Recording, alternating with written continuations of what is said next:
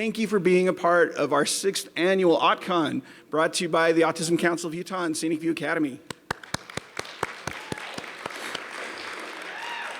Thank you for being here.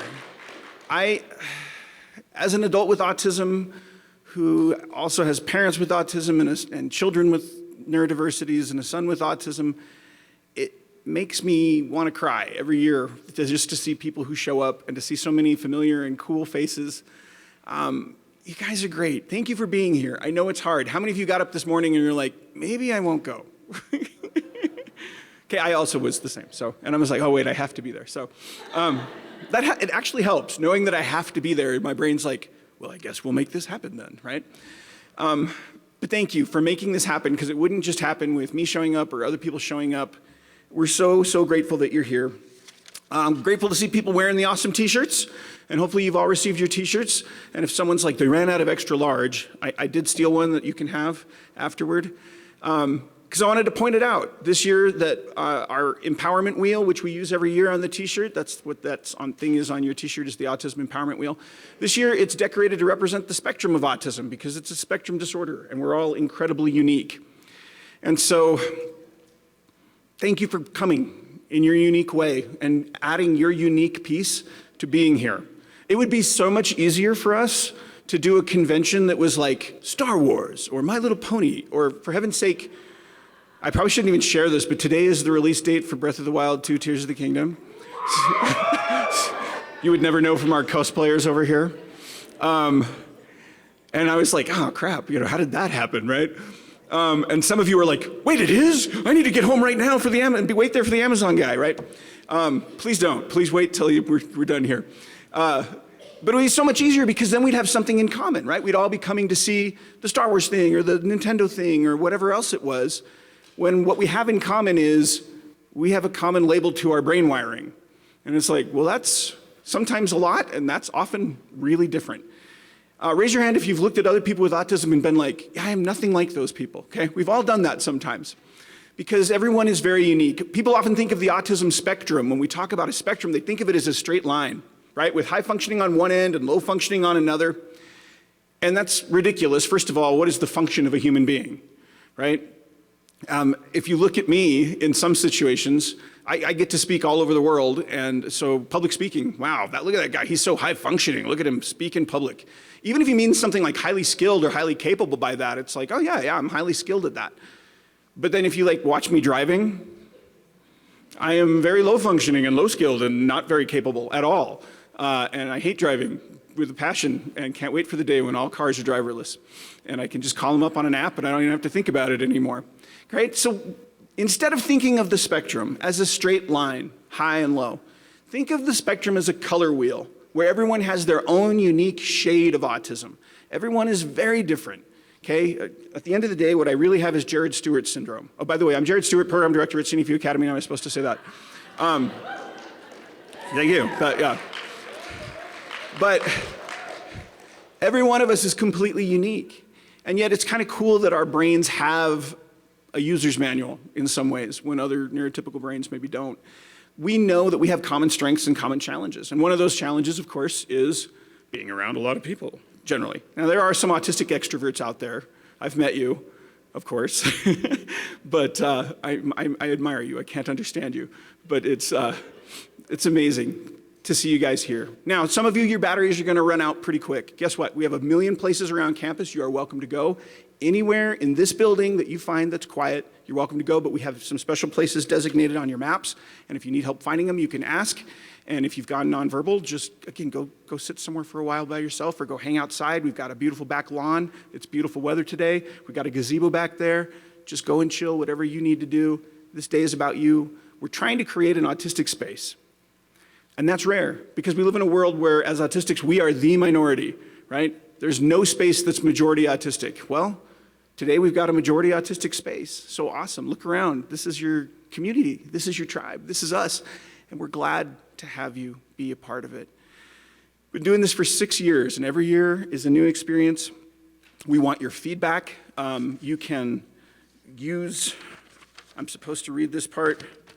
You are welcome to use the hashtag AutCon 2023.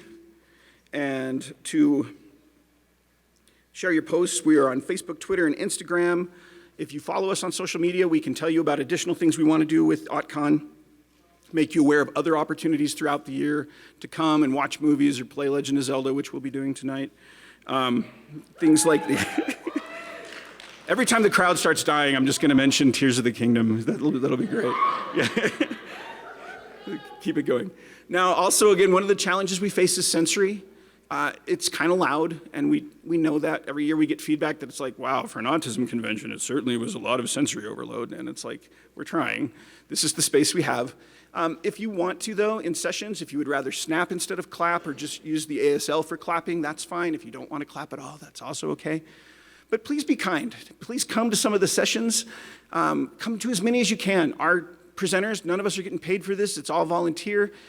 People have come from around the state and around the country to come talk and to share what they have. And many of them, this is their first time doing a public speaking or certainly doing a conference like this. And so they're just as nervous as you are. So come and support. Come and be yourself. Handle what you can handle. Ask for help if you need it. And speaking of help, who's been to the resource fair already over here? We've got tables all around with organizations in the state of Utah who can give you services, sign you up for benefits. We've got employers who can talk to you about employment opportunities, all kinds of things like that. So feel free to take advantage of it. That'll be open in between the sessions. That'll be open during lunch. That'll be open right after this. Because I'm going to shut up here in a second. We're going to get to our keynote speaker, and then he'll talk, and then we'll be having lunch around noon. We try to start a little later, just to give people time to wander in on autistic time and to do things. We'll be meeting again tomorrow. If you can make it for both days, we'd love to have you. If you can only make it for one, wonderful. But we're so glad that you are here and being part of this. Speaking of being kind and supportive, putting on an event like this is expensive and time-consuming, so we want to thank all of our sponsors. Our very awesome 2023 sponsors for AutCon are the Autism Council of Utah, Utah Valley University's Melissa Nelson Center for Autism. Who are my Passages people here? Woohoo! All right, Passages, cool. All right, the Scenic View Academy and Scenic View Autism Clinic. Texas Instruments, which has a lot of autism, and the Madison House Autism Foundation.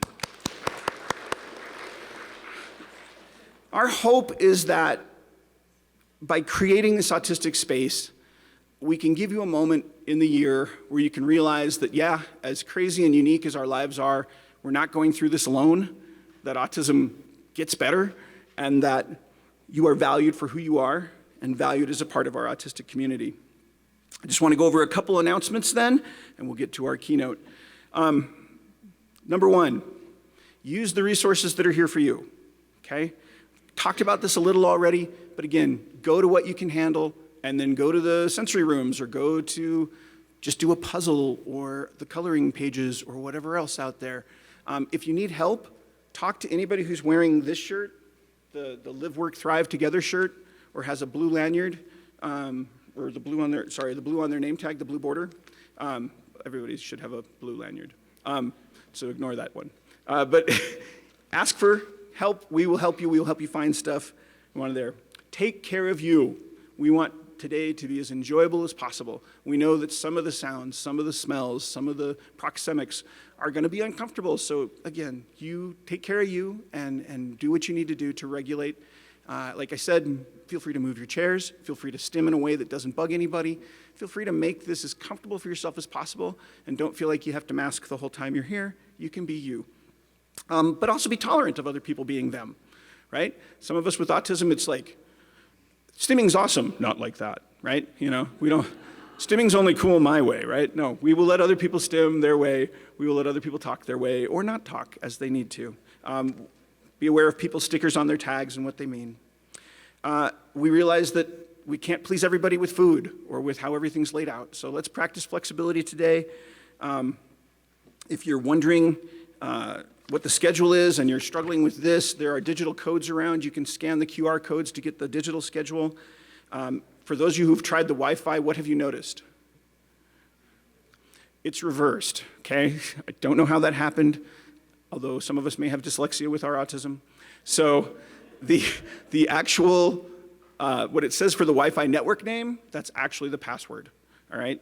So on the back of your packet, it should have the Wi-Fi and it says,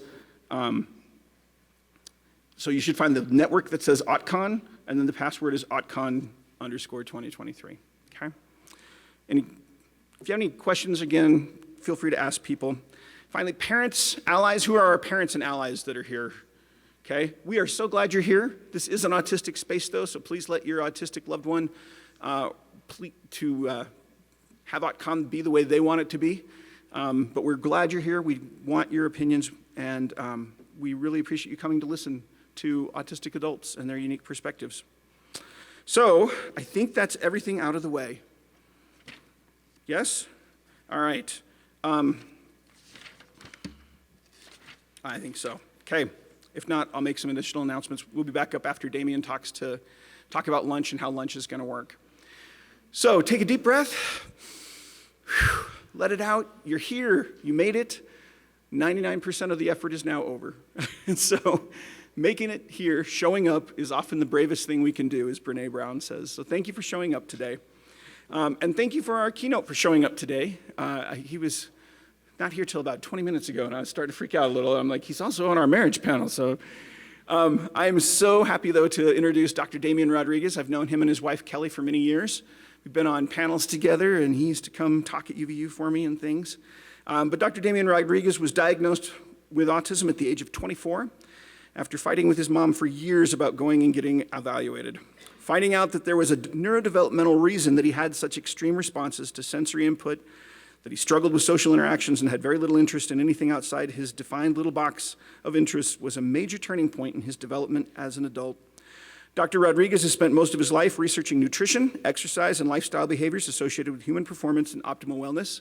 And every time I talk to Damien, I'm always like, oh my gosh, I've got to do better with my life.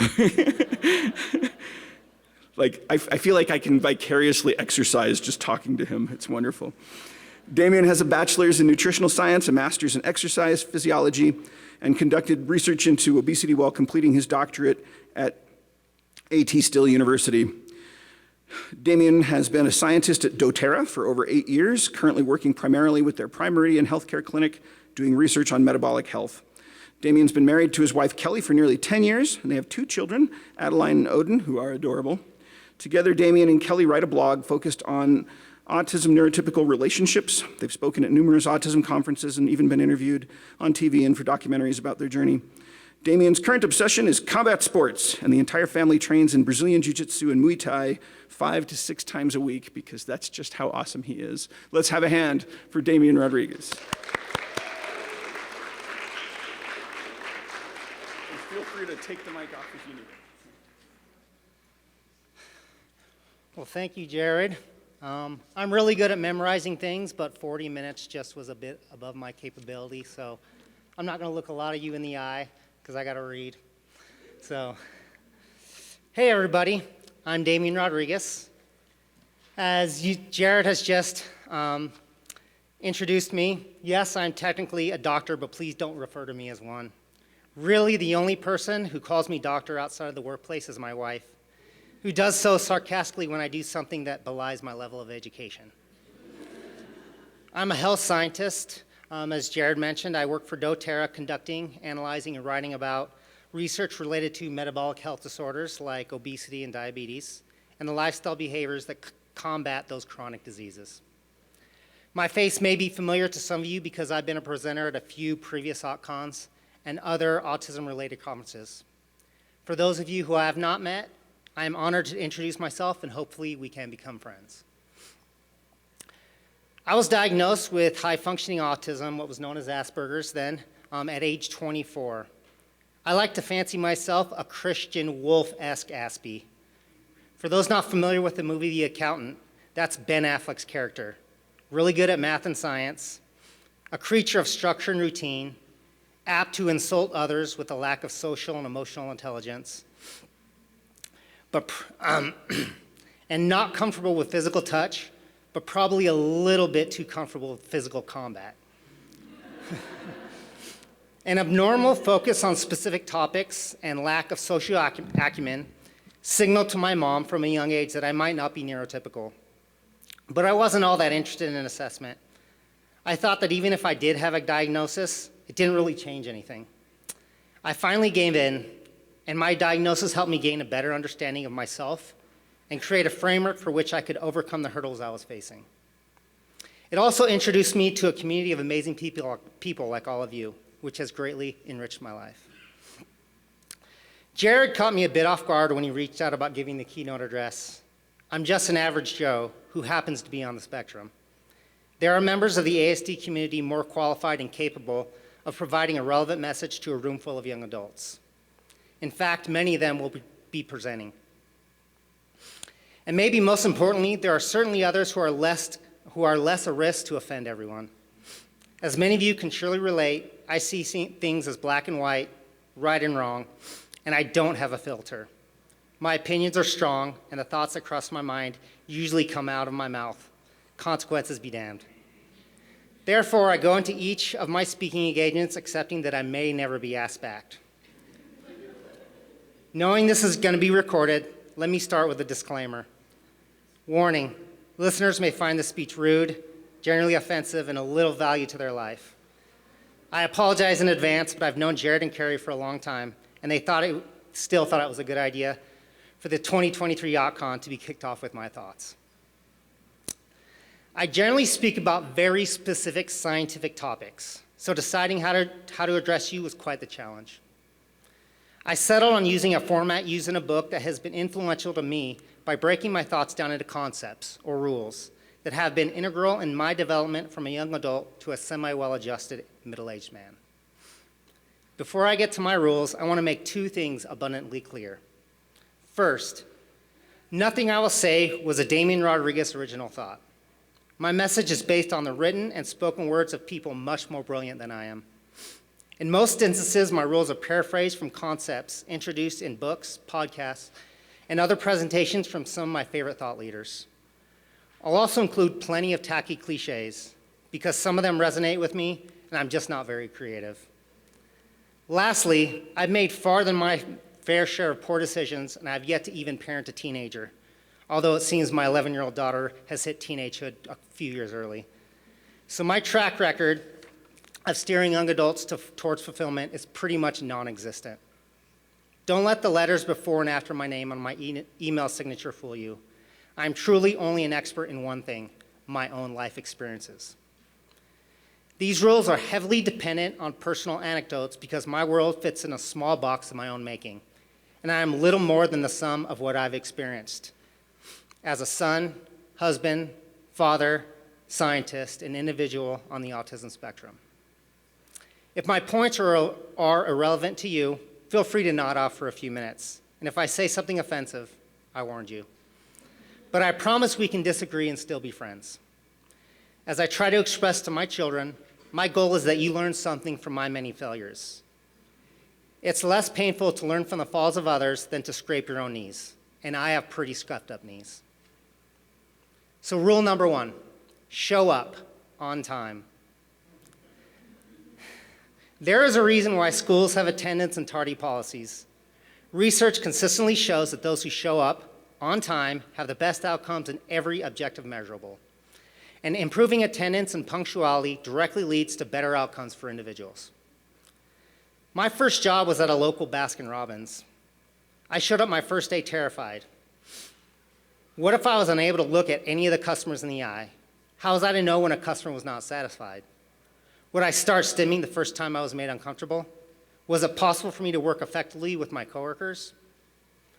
Because of my social difficulties, these were all very legitimate concerns. But in the end, none of them mattered. Unlike many of my other teenage coworkers, I was born with an inherent belief that you just do what you're supposed to do. And I had a great role model in my mother. I showed up on time for all my shifts. The owners quickly recognized that they could count on me. Within a matter of months, I was shift manager. I made mistakes every single day. I wasn't better with the customers than my coworkers, but consistently being there separated me from the pack. In the over a quarter century since, I've had countless jobs and managed hundreds of employees. The fundamentals do not change. You would be shocked how many educated, experienced, and highly paid white-collar workers can't reliably show up. Before stressing out about the responsibilities of your job or anything else, make sure people know you can be trusted to simply show up. Parenting is much the same. I didn't grow up with a positive role model in my home, male role model in my home, so I was concerned about my ability to raise children. A decade ago, when I met my wife, who had a 1-year-old daughter, I had serious reservations about pursuing a relationship because I wasn't sure about being a father. A decade later, and now with a second child, I can say that, like most other things, being a parent starts with just showing up. I'm certainly not the most fun parent, and I'm improbably proficient at isolating the one thing my kids are self-conscious about and constantly poking at it, but I'm present. Like many things, parenting is not complex, but can be difficult in practice if you have not developed the habit of just showing up. Being present and engaging is the most important thing you can give to children. Show up to games and performances, spend a few minutes with them each night at bedtime, physically be there at the crucial times, and everything else becomes trivial. I'm certain my wife would agree that the same thing goes for relationships. Trust is everything, and it starts with being there when your partner needs you. After a lot of trial and error, I've realized that when my wife is stressed from work or dealing with family or friend drama, she doesn't actually want me to solve anything. What she needs is for me to sit and listen, just physically being there so she can voice her feelings in an environment where she won't be judged. This is key with all relationships. When you think of what defines who your closest friends are, isn't it the people who are consistently there for you? Be that person for others, and your relationships will flourish. As one of my favorite thought leaders likes to say, discipline equals freedom. That may sound counterintuitive, but the idea is that having discipline allows you to take care of what you need to do in the most efficient manner, so you have more time, resources, and ability to do what you want to do. The most basic form of discipline is showing up.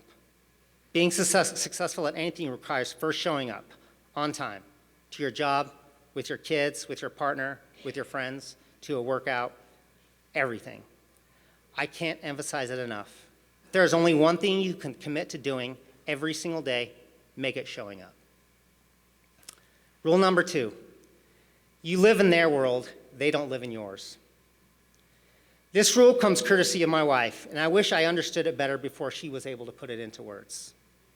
It's fantastic that there is such a contemporary push for inclusivity in every environment, but this doesn't change reality. The overwhelming majority of people are neurotypical. The most recent data I am familiar with suggests that just over 1% of the adult population in the US is somewhere on the autism spectrum. We are quite special. While I would hope that everybody you come in contact with treats you with empathy and respect, and that you return the favor, you will come across people who do not immediately know you have an autism spectrum disorder, or even know what that is. It is your responsibility to communicate and realize that if a successful interaction is to take place, the onus is partly on you. Among my responsibilities when I first started working at doTERRA was to help the chief medical officer with research and preparing for his presentations. I would regularly spend hours in his office discussing complex scientific topics, brainstorming, and putting together PowerPoint presentations. A few months after starting, my director called me into her office. The chief medical officer said he was having difficulty working with me, questioning how serious I was about the job because I never looked him in the eyes, and he would regularly catch me making odd facial gestures during our meetings. My director's response to him was, "Did you know Damien is autistic?" I had brought it up in my initial interview and discussed it many times with my director, but I had never communicated it to the big boss. Also, while I have inherent difficulty looking others in the eyes and understanding nonverbal communication and controlling my own, it was my responsibility to give it my best effort, especially because my ability to feed my family was dependent on developing an effective working relationship with the chief medical officer. Later, we had a discussion regarding my personal idiosyncrasies and how doTERRA could support the local autism community. It turned out to be a fantastic experience, but a lot of tension could have been avoided if I would have brought it up from the beginning. What that experience taught me is that I should be upfront. If I'm meeting someone for the first time, especially someone that I expect to have ongoing communication with, I usually start with, "Hi, I'm Damien, and I'm autistic." At this point, I have become adept at faking extroversion in a corporate setting. But it always helps to warn people in case they get stressed out and start widely stimming, or get totally confused trying to understand their body language. This is also a daily concern in my relationship with my wife. I do not particularly like physical touch and have difficulty verbally expressing emotion, but they are necessary components of a healthy relationship. I don't always understand their importance, but I better try if I want to continue having a happy marriage. We have gone so far as to schedule reminders into my calendar.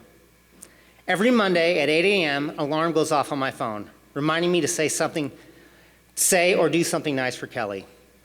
This could be as simple as a text message, sending her a YouTube video of a song that reminds me of her, or just a few kind verbal words.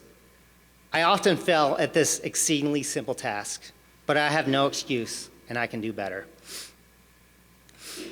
I believe I told Kelly that I had an autism spectrum disorder during our first interaction, so she could educate herself on what that meant and decide if it was something she wanted to pursue. Even if she decided to accept that challenge, it doesn't relinquish my responsibility to accept our differences and meet her needs.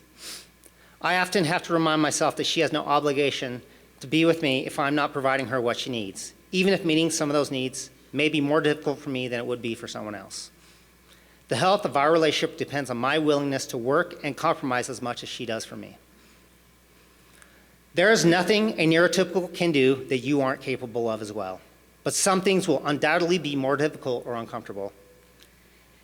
It will be up to you to adapt to a world that isn't as black and white, logical, and unemotional as the thoughts inside your head. You can do it if you accept that you can and will have to constantly act in the face of discomfort. You live in a world where verbal and nonverbal communication, physical touch, and regular interactions with others are necessary.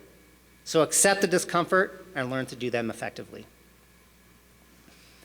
Rule number 3, no man is an island.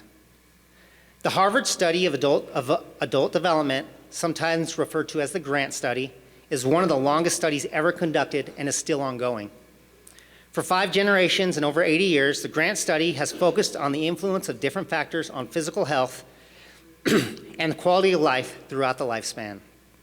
More than a dozen publications have come from the collected data, but the conclusion is one simple concept. The most influential factor in how long and happy you live is the strength of your relationships. It's not how much you exercise or how much money you make or even how healthy of a diet you consume. It's the strength of the social connections you have with a partner, your family, and your friends that will have the greatest impact on your life. This doesn't mean that you have to be a social butterfly with a zillion friends and a packed social calendar to live a long and happy life. What it does mean is that you have to let some people in and invest time in developing relationships with those people. Entrepreneur Tim Ferriss said in his book, The 4-Hour Workweek, "You are the average of the 5 people you associate with most. So do not underestimate the effects of your pessimistic, unambitious, or disorganized friends. If someone isn't making you stronger, they're making you weaker." When it comes to my social circle, I tend to follow this philosophy, valuing quality over quantity. I have an amazing ability to disregard and essentially forget people who aren't a positive influence in my life. I say this with a huge helping of sarcasm because I tend to be very slow to let people in and pretty trigger happy about cutting people out. For instance, I'll purposely not save numbers in my phone so I have built-in excuse not to talk to too many people. There are also people who I probably should be close to who I haven't spoken to in years because at one point they were not a positive in my life. Developing personal relationships is absolutely not one of my strong suits, but I try to be mindful about nurturing a small yet tight circle of people who do raise me up. You can't just expect relationships to develop organically. You need to seek out opportunities with good, like-minded people. Within the ASD community, you are surrounded by people who you share many things with, but don't be afraid to expand your social network and dedicate time to developing those relationships. It's an investment that will pay progressively greater dividends throughout the course of your life. Regardless of how much of an introvert you are I can assure you that being proactive in developing strong social bonds will have a remarkable return on investment. Most neurotypical people need regular social interaction, so developing strong bonds takes consistent effort. Be proactive about reaching out to those in your circle. Also, don't forget to choose your social circle wisely. You only have so much time. Don't spend it with people who aren't a net positive in your life. Rule number 4, don't compare and accept that fairness doesn't exist. I'm sure you've heard the adage, comparison is the thief of joy. Unfortunately, comparison is almost unavoidable in our modern culture. Social media algorithms have, possibly purposefully, turned us into comparison monsters. And not only are the images we see generally unrealistic, but even if this were not the case, comparing wouldn't do us any good as we all started from different places, face different obstacles, and have distinct visions of success. I am constantly reminded about how futile comparing yourself to others is. Growing up, I was the weird, overweight kid with a mop of curly hair, who swung his arms uncontrollably when overloaded and melted down when things didn't go specifically as I had envisioned them in my head.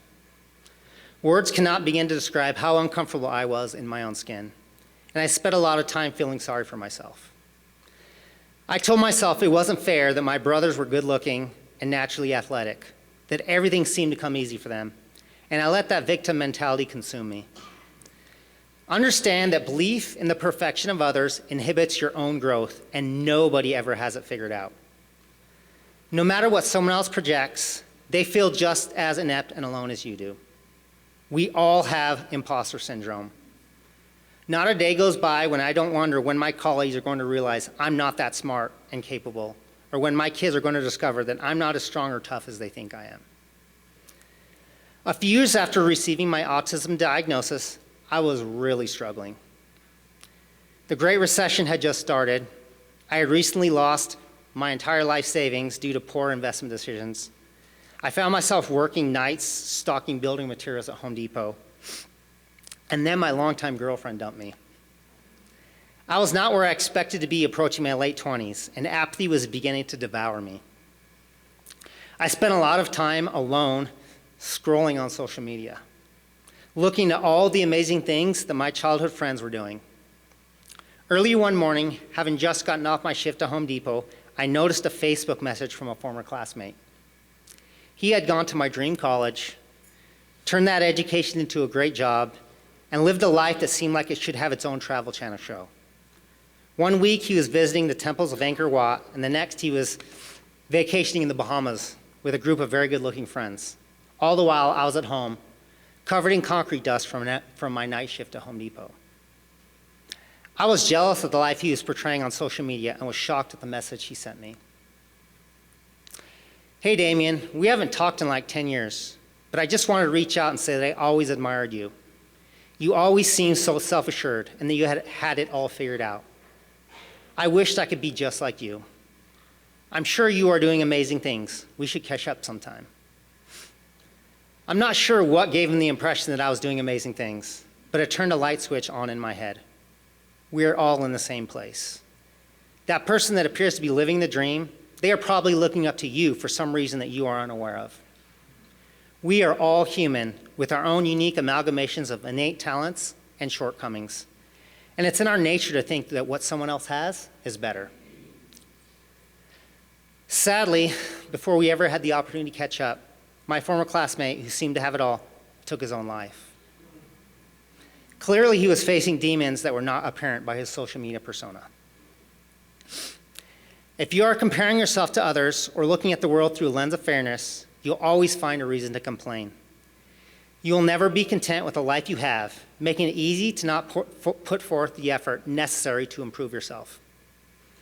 We have all been victims of something in our lives, but having a victim mentality suggests that you have no control.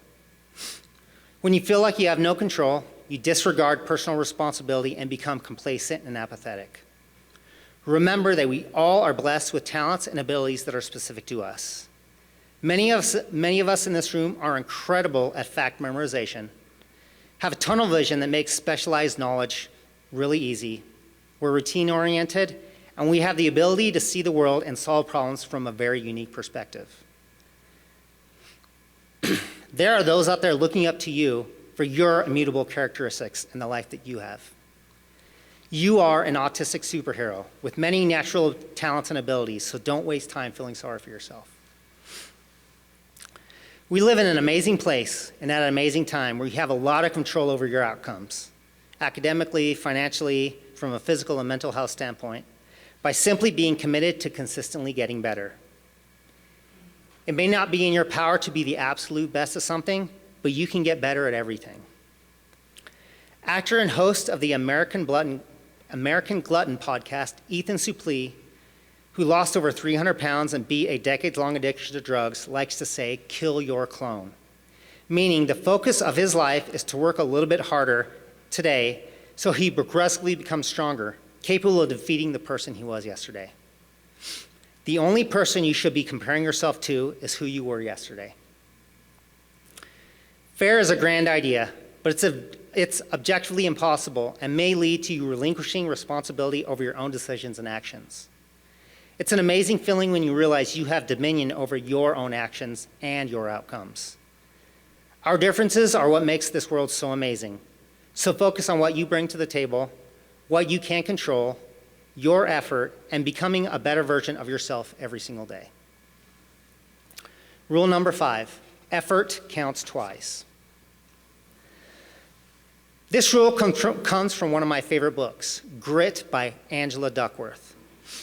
Dr. Duckworth is a psychologist who has dedicated her career to researching why some people fail when others succeed.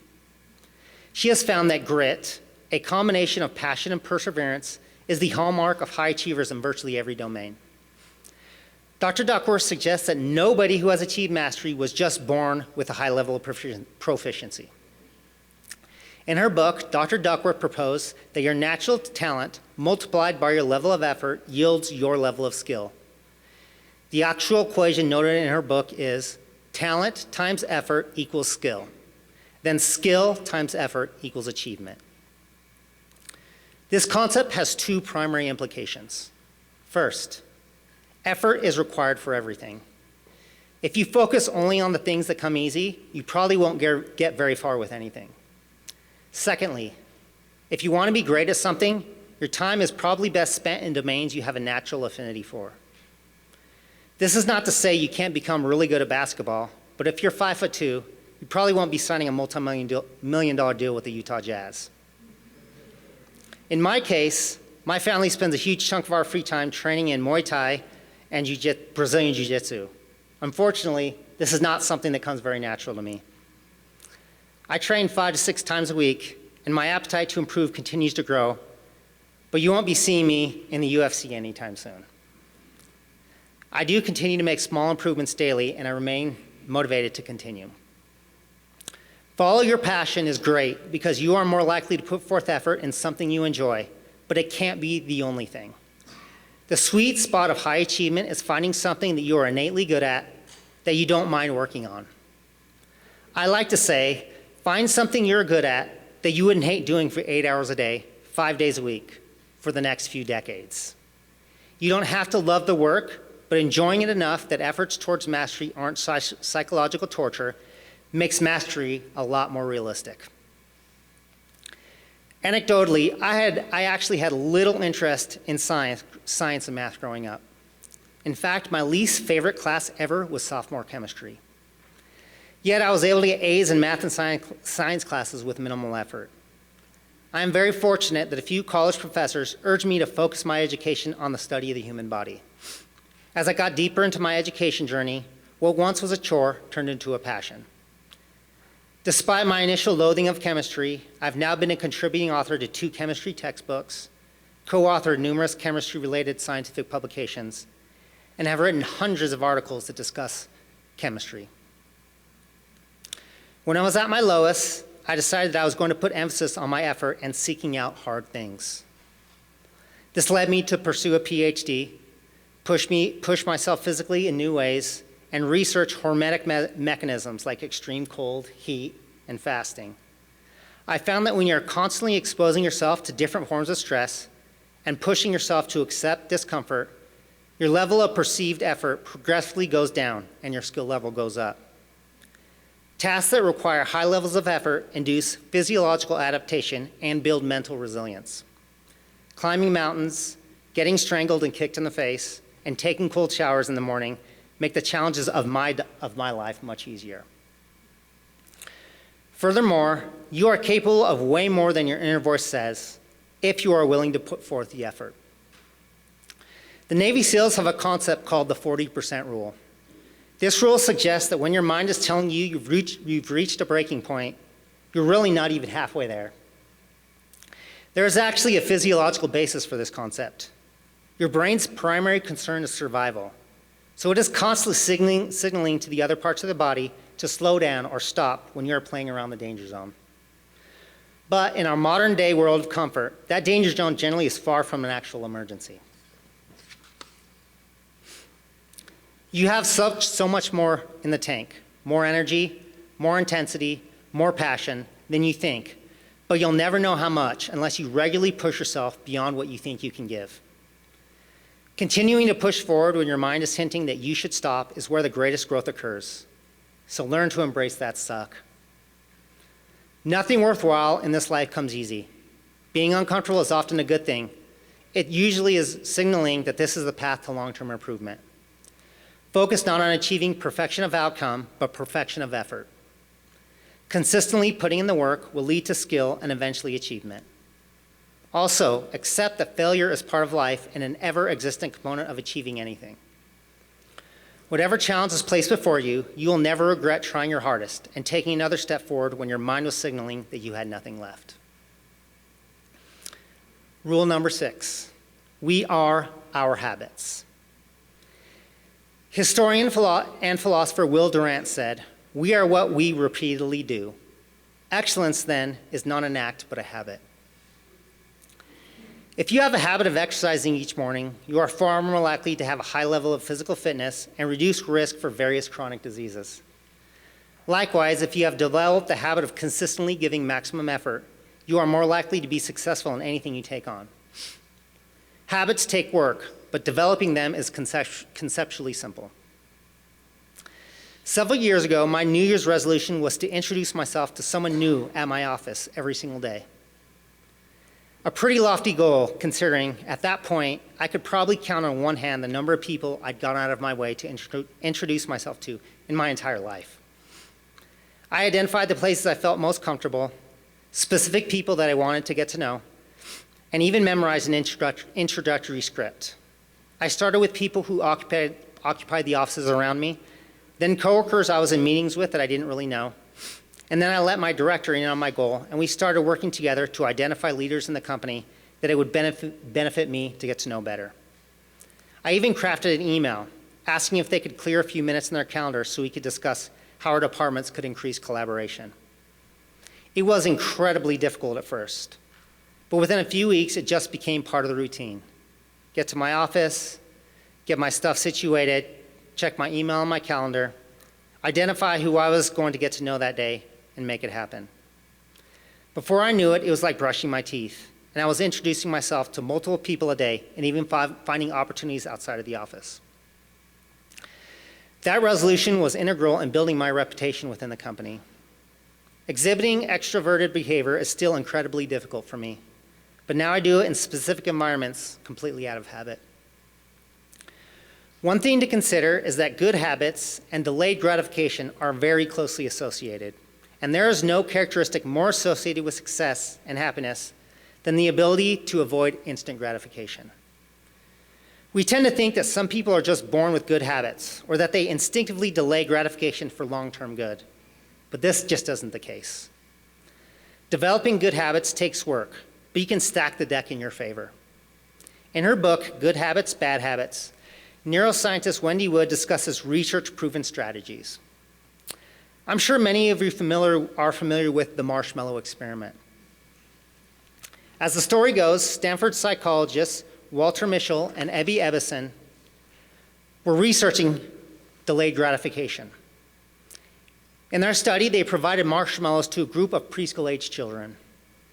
The children were told that they could eat their marshmallow now, but if they abstained for 15 minutes, they would receive another marshmallow. Nearly 75% of the 30 children succumbed, eating the single marshmallow on average within 9 minutes. The research team then followed the lives of those preschool children through adulthood. Those individuals who had, at 4 years of age, exhibited a fundamental understanding of delayed gratification seemed to be generally more successful. Better academic achievement, higher income jobs, and more success managing their weight. But the reports of this study overlooked some of the most important details. Probably most importantly, the results strongly validate the importance of situations, not necessarily self-control. A little publicized detail about that study. Some of the participants had the marshmallow right in front of them, while the marshmallow was placed a distance away behind a barrier for others. Those who had the marshmallow placed out of their line of sight had much higher success in delaying gratification. Even when they conceded to their sugary impulses, they lasted longer than those who had the marshmallow in front of them. Over 10 minutes on average for those who had it placed out of view, only 6 minutes for the others. The data suggests that it wasn't that some children were inherently better at delaying gratification, but that out of sight, out of mind really works. This phenomenon has been proven in countless other randomized controlled trials.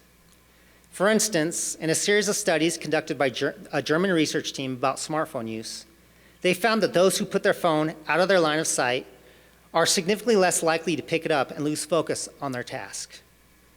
Those who kept it close, or even worse, in their hand, were more likely to start scrolling and stall progress on whatever they were doing. As Dr. Wood says in the book, clearly it is beneficial to have higher levels of self-control to meet a whole range of goals. But further research has shown that optimal results are not generally reached by white-knuckling your way to long-term rewards. That's not how self-control actually works. This goes far deeper than resisting marshmallows and reducing your screen time. You can utilize the strong natural connection between what you see and what you want to improve in every aspect of life. The human will is only as strong as our spectrum of opportunities. So the easiest way to win is to play the right games and rig those games to reduce your chance of losing. If you go to battle with that marshmallow or that phone in plain sight too many times, eventually you are going to lose. Think about how this concept can be applied in your life. Surround yourself with people who share your values, support you, and have similar goals. As I noted earlier, don't discount the influence of apathetic people on your own life. Rising tides lift all ships isn't just some saying. It's research proven. If you spend time with people who make good decisions, you are more likely to make good decisions yourself. Find a group of people who are committed to bettering themselves, and you are far more likely to do the same. Design your lifestyle around making good choices easy.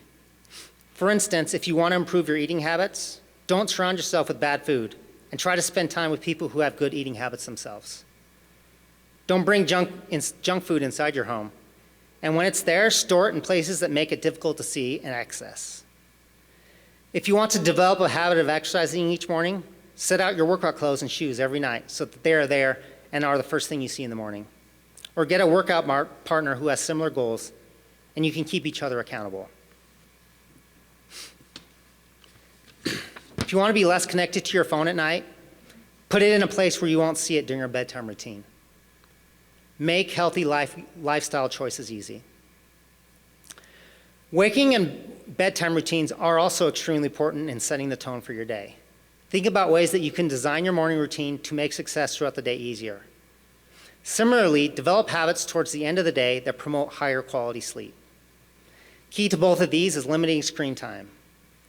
Instead of going straight to device, try starting your day with a walk or a brief moment watching the sunrise, and end it with a book instead of your phone, and your days will be more productive. There are some habit hacks like micro habits and habit stacking, but the foundation of developing a habit is to start by doing. Starting is always the hardest part. So complete the action, then do it again tomorrow, and then the next day, and eventually the action just happens without even thinking about it. Remember, discipline equals freedom to go from wanting to having, whether that is improving your finances, your health, or relationship. You must do, and consistently doing is the foundation of discipline. Your habits define who you are and what you are capable of accomplishing. So you should focus on making it as easy as possible to develop positive and healthy ones. Think about what you want to accomplish, your purpose, and define specific activities that will promote progression towards becoming the person you want to be. One of our autistic superpowers is that we are very routine-oriented. Take advantage of your natural affinity for routine to develop habits that will promote achievement and success. Rule number 7, you can't calm the storm. Author Timber Hawkeye said, "You can't calm the storm, so stop trying. What you can do is calm yourself. The storm will pass." A recent study conducted by researchers from the University of California at San Francisco found that 48% of young adults reported experiencing significant signs of mental health issues within the past 2 years. Furthermore, more than 1 in 10 prescriptions filled in every single state is for an anxiety or depression medication, with use among young adults having more than doubled within the last 5 years alone. In another recent survey, nearly 1/3 of young adults reported experiencing significant depression on a daily basis. My career is focused on metabolic health, often considered the most prevalent and important global health problem of the 21st century. But as a scientist, I follow the data. The mental health of our young adults may be even more dire. Empathy is not my forte, but I like to think that I understand what it's like to be a young adult being thrust into the world at a really difficult time. The decade following my high school graduation included 9/11, the Second Persian Gulf War, and then the financial crisis of 2008. It definitely took me some time to get my life moving in a positive direction, but for the most part, I didn't feel like the world was being thrust into chaos around me. My primary concerns were short-term and all about me: finding a life companion and a career path, deciding whether to pursue a family, improving my own health, and things like that. I wasn't concerned that mankind was coming to an end, and I knew I at least had some level of control over all the things that stressed me out. Times have changed. A recent survey found that the most common causes of anxiety for young adults include such things as climate change, political divisiveness, social justice issues, social media. I am definitely not saying those things are not serious issues. In fact, some of them could quite literally be existential. But I urge you to ask yourself, what good does worrying about them actually do? You absolutely should dedicate time to causes you are passionate about, but realize that some things we stress over aren't really under our control. It's not selfish to focus on developing the best version of you first. In fact, it's necessary. Making positive changes within your own life allows you to have impact on the world around you. I often echo the statement, weak things break. Taking that concept to the next level, broken things can't fix other things. The best way to attack any problem is to make sure you have the proper tools and master what you can control first. You have control over many things. Your actions, exercise, healthy eating, getting quality sleep, and developing other positive lifestyle habits is incredibly beneficial to your mental health because they are components of life entirely under your own control. A healthy body and healthy mind go hand in hand, and developing greater physical and mental resilience will allow you to have greater impact on others. Also consider how you can be a better steward of the planet and a more empathetic and compassionate person in your own life before worrying about the lack of those characteristics in others. Be the change. If you want to make a difference, first make your own bed. Your mindset. One of my favorite books is Mindset, The New Psychology of Success by Carol Dweck. Dweck introduced the concept that a growth mindset, the belief that you have unlimited potential and that you can accomplish almost anything with enough dedication, is one of the keys to success in any endeavor. With a growth mindset, you may not be able to control your circumstances, but you can make the best of any situation with your attitude. No matter your current state or situation, believe that improvement is always possible if you are willing to put in the work. Your environment. You may have little influence on what is going on around you, but you have complete control over where you are. If you're spending time in an environment that makes you anxious, change your physical location, find new people to spend time with, or find ways to alter that environment so it isn't so anxiety-inducing. If anxiety is caused by an acute event, get up and leave. Take a walk. Get outside and let the sun's rays do their magic. Right after I finished my undergrad, I realized that I wasn't heading in the right direction. I was spending time with people who weren't motivating me to become better. So I decided to move from the only home I had ever known in California to Utah. It was frightening. I was leaving all my family and all my friends. I didn't even have a job, and I only knew a handful of people. But changing my environment pushed me in a different and better path. That decision ended up being one of the best decisions I ever made. I've personally found that doing hard things is the best way for me to calm the storm and put things into perspective. Facing a 14,000-foot peak or a grown man who's trying to strangle you are two of my favorite ways to reinforce the idea that I need to focus on what I can control. When you are standing on top of a mountain, the problems of the world don't exist because you need to focus on one thing: how you're going to get down. The only way is to calm your nerves, keep your gaze affixed straight ahead, and focus on each individual step. Similarly, with jiu-jitsu, there is nothing more acutely uncomfortable than being stuck under your opponent. But in actuality, being on bottom, known as guard, is often a position of power.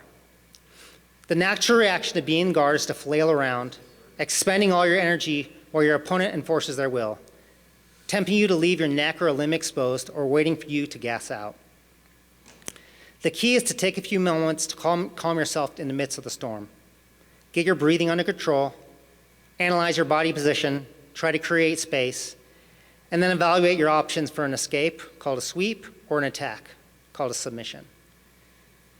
If nothing is there, you can work on changing your body position, protect yourself until an opportunity presents itself, or even concede by tapping and living to fight another day. Focusing on what you can control is the only way to get down a mountain and out from under someone who is attacking you. And the more you do it, the easier it becomes. I've been through a few points in my life where I felt like the world was crashing in around me, and I didn't handle it very well. During one of those periods, I developed an eating disorder that really impacted my health, and I was urged by a friend to take part in a 12-step program. It was in that program that I was introduced to the Serenity Prayer. God grant me the serenity to accept the things I cannot change, courage to change the things I can, and the wisdom to know the difference. Regardless of your religious ideology, it's an empowering statement that we should all keep in mind. Focus your attention within your sphere of influence and accept that sometimes you have now no power to calm the storm, but you can wait it out. It too shall pass. You cannot change some things, so direct your efforts towards things that you can. I recently turned 42 years old. I bet most of you can't even imagine being that old. And at your stage in life, I couldn't either. I actually told my wife when we married that I'd give her the best 8 years of my life because as far as I was concerned, my existence ceased at 40. And it almost did. A few years ago, I was diagnosed with a chronic autoimmune disorder. When I finally sought treatment, my liver was beginning to fail, and I was quite literally knocking on death's door. Shortly after beginning to feel like myself again, I broke my back in a cycling accident. I went through a really dark period of self-loathing, letting my inner voice tell me it was unfair that I had been genetically predisposed to autoimmune issues and that a pothole had been placed in my cycling path. I took that hurt and self-despair out on everyone around me. 2 years ago, my self-worth was almost non-existent, and I certainly would have turned down the opportunity to address you. At some point, I decided to heed my own advice and accept that I'd be on medication in perpetuity, and that back pain was just going to be part of being me. But as Andy Dufresne says in Shawshank Redemption, I'd better get busy living or get busy dying. I am able and willing to stand before you today only because I recommitted to getting up and moving forward. You are entering what likely will be the most challenging period of your life. The one thing I can guarantee is that you will experience your own medical scares and broken backs. Suffering is built into the structure of being. Whether you choose to face or withdraw from those challenging moments will define who you become. Stay committed to your values and transcend the discomfort, and this time will be incredibly rewarding and set a foundation for a life of fulfillment. Remember that feelings of fear, uncertainty, and doubt are part of what makes us human, but do not necessarily represent objective reality. Feelings pass, and scars eventually heal. Learn from my falls and failures so you can avoid some of the potholes that life inevitably throws in your path. Identify your own rules, live them, and Jared and Carrie will be asking you to share your wisdom with the next generation of autistic young adults. I hope to be around to see it. Thank you.